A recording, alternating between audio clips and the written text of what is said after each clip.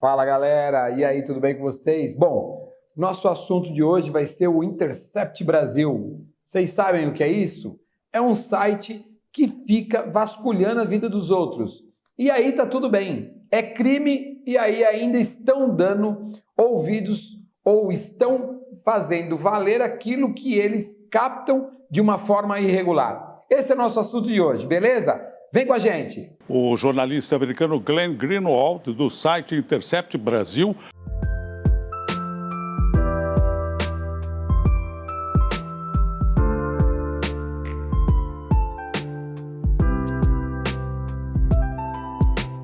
Fala galera, e aí, tudo bem com vocês? Poxa, notícia trágica, né? Paulo Henrique Amorim, perdemos mais um grande jornalista no dia de hoje. Meus sentimentos a todos os familiares.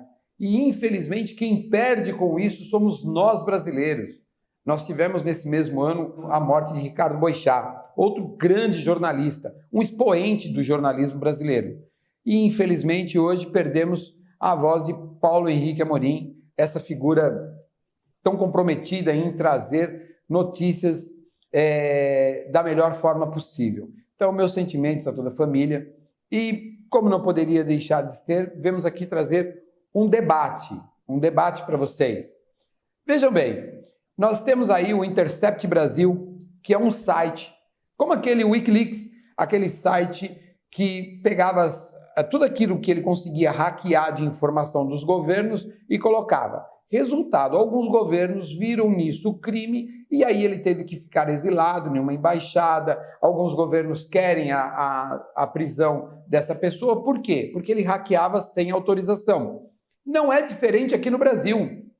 O Intercept Brasil simplesmente foi lá, pegou uma conversa do nosso ministro da Justiça, Sérgio Moro, com um procurador e colocou isso no ar.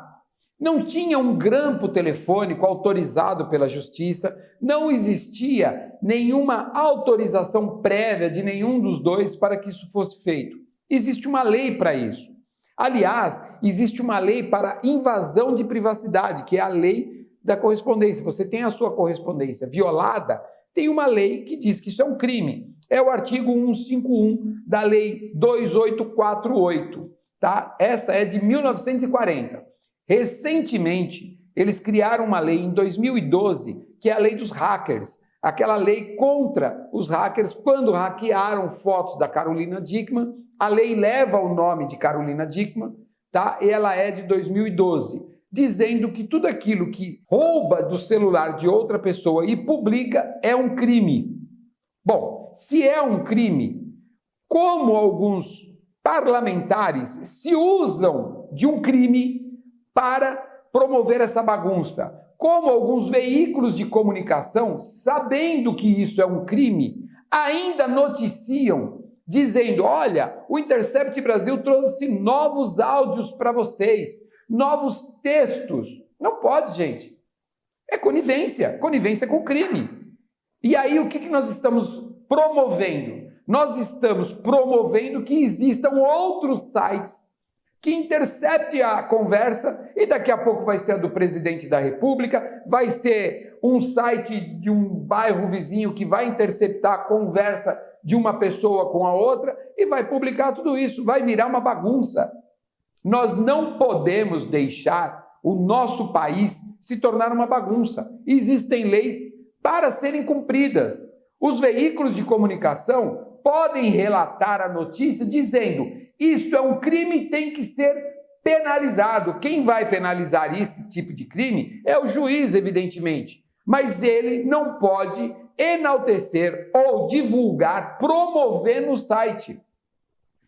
Afinal de contas, imaginem vocês que vocês tivessem alguma coisa muito particular de vocês divulgado para todo mundo. E essa coisa pudesse de alguma forma atrapalhar a vida de vocês. Vocês não iriam querer processar essa pessoa? Vocês não iriam querer ver a lei cumprida de uma forma que essa pessoa fosse penalizada?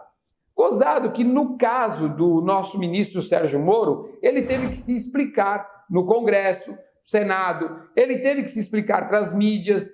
Por quê? Porque, afinal de contas, ele, como ministro da Justiça, teve diálogos furtados, subtraídos de seu telefone e noticiados.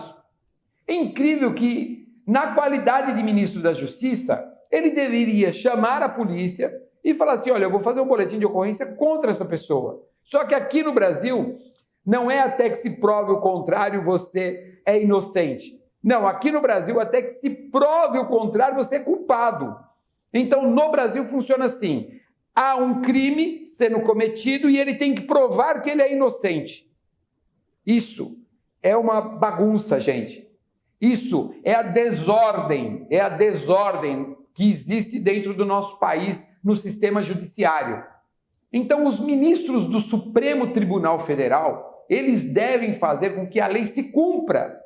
Os juízes devem fazer com que a lei se cumpra.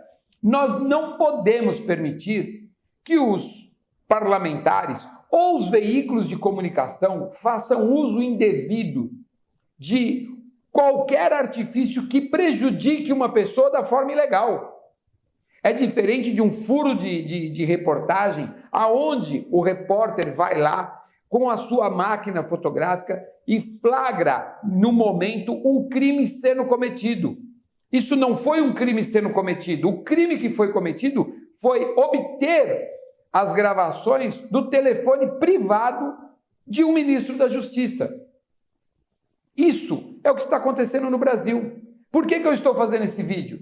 Porque os grandes repórteres antigamente teriam noticiado justamente o contrário, falado, olha, temos um criminoso invadindo a privacidade de um ministro da Justiça. Mas os interesses são tão grandes nesse país, a bagunça, a desordem é tão grande, que até os veículos de comunicação entram nessa bagunça dizendo o seguinte, olha, porque agora ele tem que se explicar, porque na época ele não poderia fazer isso, porque é assim ou é assado. Nós temos que mudar isso. E quem tem que mudar isso somos nós brasileiros. Ou seja, toda vez que vem uma informação exatamente promovendo a desordem, a discórdia, nós deletamos, nós não damos a essa informação o valor que ela realmente não merece ter. Ou seja, ela não merece ter informação, deleta. Para que se criar views em cima de informações que elas foram obtidas de forma errada? Então é aquele negócio, o cara vai lá, pega o celular da Carolina Dickmann, subtrai algumas fotos e essas fotos viralizam. Você sabe que aquilo está errado e você é cúmplice se você passa para outras pessoas. Esse aparelho, ele tem que trazer melhorias para as pessoas, melhorias para a qualidade de vida e não fazer da vida das pessoas um verdadeiro inferno. Isso aqui foi criado para que a pessoa tenha melhores contatos, esteja conectada com o mundo e faça com que sua rede, seu network pessoal seja muito grande. Agora, foi feito para usar da forma correta. Se estão usando indevidamente, nós também temos que separar o joio do trigo. Ou seja, aquilo que está errado, nós temos que julgar, nós temos que não dar ibope às coisas erradas. Beleza? Esse é o recadinho do Paddock para vocês. Um grande beijo. Fica aí o meu pesar pela morte do Paulo Henrique Amorim, grande jornalista, acompanhava o seu canal no YouTube e, infelizmente, vai deixar uma grande lacuna no jornalismo brasileiro. Tá bom? Grande beijo para vocês, a gente se vê no próximo vídeo. Tchau, tchau.